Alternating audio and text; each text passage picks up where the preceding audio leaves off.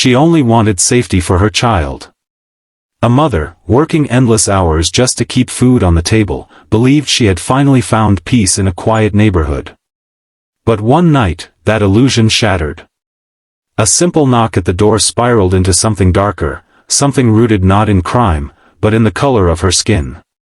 What happened next wasn't just an attack on one family, it was a mirror held up to a society still chained by prejudice. And the question remains, how far must someone suffer before the world finally opens its eyes? For years, Maria lived quietly in a small, working-class neighborhood. She was a widow, raising her only son while juggling long hours at the local diner. Her life wasn't easy, but it was steady, built on routine, faith, and the hope that her child would grow up safe, far away from the struggles she had endured. Neighbors knew her as the woman who always smiled, even when she was tired, even when her hands ached from scrubbing dishes. But beneath that quiet life, an unspoken tension lingered. Whispers at the grocery store, the subtle stares when she walked her son to school, reminders that her skin, her accent, her very presence made some people uneasy. She tried to ignore it, brushing off the unease as something she could endure. What she didn't know was that soon, her strength would be tested in ways she could never have imagined. And the very life she built for her son was about to collide with a reality she had spent years trying to protect him from. At first, the signs were almost easy to dismiss. Maria found her son's locker defaced at school, ugly words scrawled in thick black marker, the kind of language meant to cut deeper than any knife. She cleaned it off herself, refusing to let the other kids see him broken. At home, she discovered trash thrown across her small yard, beer bottles shattered near the steps, and notes shoved under the door that read, "Go back where you came from." She tried to tell herself it was nothing, that if she ignored it, it would go away. But hate doesn't vanish when ignored, it grows bold. One evening, walking home after her late shift at the diner, Maria noticed them. A group of men leaning against a car at the end of her street, their eyes fixed on her with a cold intensity. Their laughter carried across the darkened block, sharp and mocking. She gripped her purse tighter, kept her head low, and walked faster. Behind her, the sound of footsteps echoed, slow at first, then deliberate, matching her pace. Her heart pounded as she reached her front steps, her hands trembling so badly she almost dropped her keys. When she finally closed the door behind her, she exhaled a shaky breath. Safe, for now. But it was only the beginning. The next morning, she stepped outside to find her door spray-painted in thick red letters, "You don't belong here." Her son, barely a teenager, stared wide-eyed at the hateful message. He asked her what it meant, his voice small, trembling. She forced a smile, brushed it off as some silly prank, but her chest ached. How could she tell him the truth, that some people hated them not for what they had done, but for who they were? She tried to carry on, but the neighborhood no longer felt like home. Neighbors she once smiled at now avoided her eyes. At the grocery store, she felt stares burning into her back, heard the hushed whispers when she passed. At night, she double-checked the locks, sitting awake by the window, every sound outside making her flinch. Then came the night that shattered any illusion of safety. Maria had just finished another exhausting double shift. The streets were still, blanketed in the eerie silence of midnight. Normally, silence brought her comfort. But this night, something felt wrong. As she turned the corner toward her home, headlights lit up the street behind her. A car rolled slowly, too slowly, keeping pace with her every step. She walked faster. The car crept forward. Her pulse quickened, breath coming in shallow bursts. The car stopped. The engine hummed low. Then, the slam of a door. Heavy footsteps struck the pavement, each one echoing louder than the last. She dared not look back. She didn't run, running would make her a target. Her hands shook as she reached her porch, fumbling for the keys. The lock wouldn't turn fast enough. Panic clawed at her chest. Then. Thud. A loud, jarring strike hit the door behind her. She nearly dropped the keys as her son's frightened face appeared in the hallway, his eyes wide with terror. She shoved the door shut, locked it, and pressed her back against the wall, her body trembling violently. "It's fine," she whispered, forcing calm into her voice. "We're safe." But she knew they weren't. That night, sleep never came. Every creak of the house felt like danger, every shadow outside the window a threat. She kept replaying the sound of those footsteps, the thud on her door, the mocking laughter that had followed her for weeks.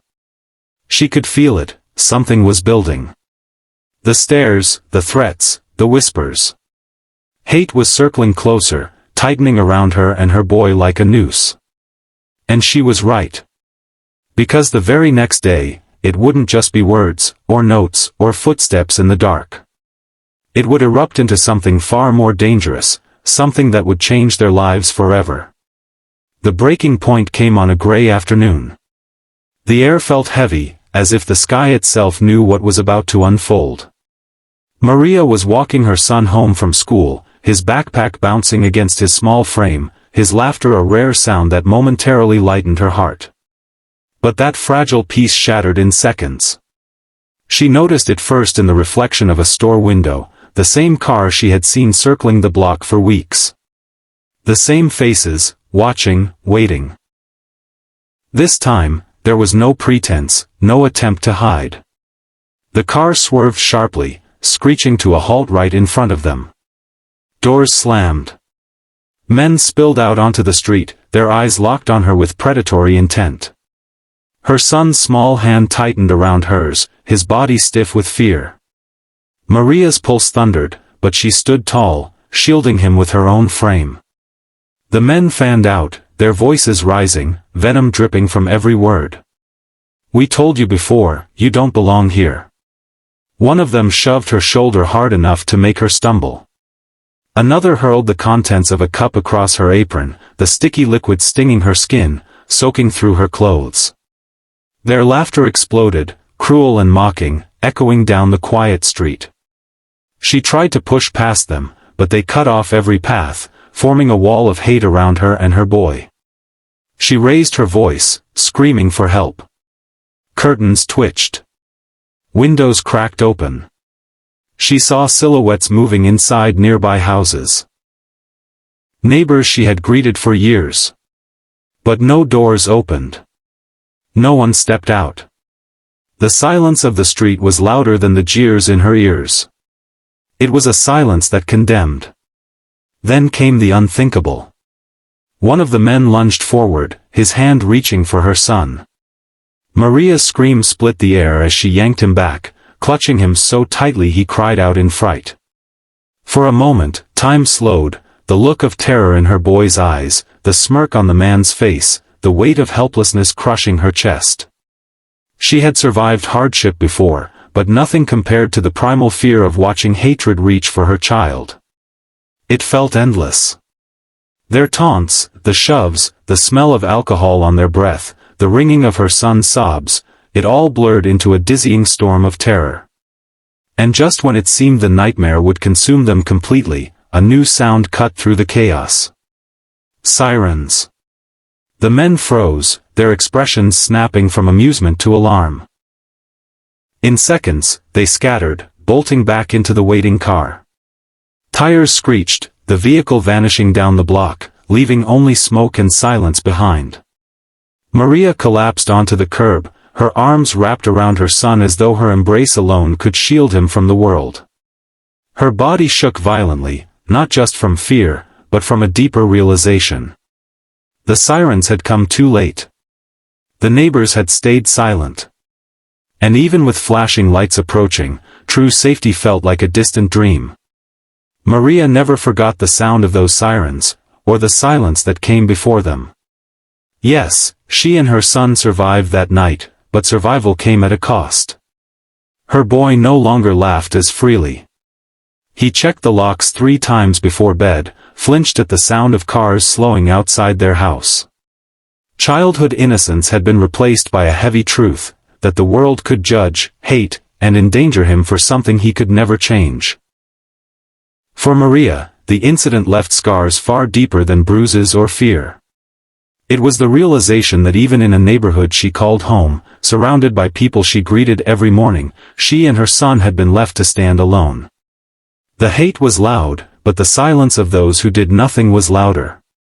And that silence carried a message just as dangerous, that her life, and her son's, wasn't worth defending.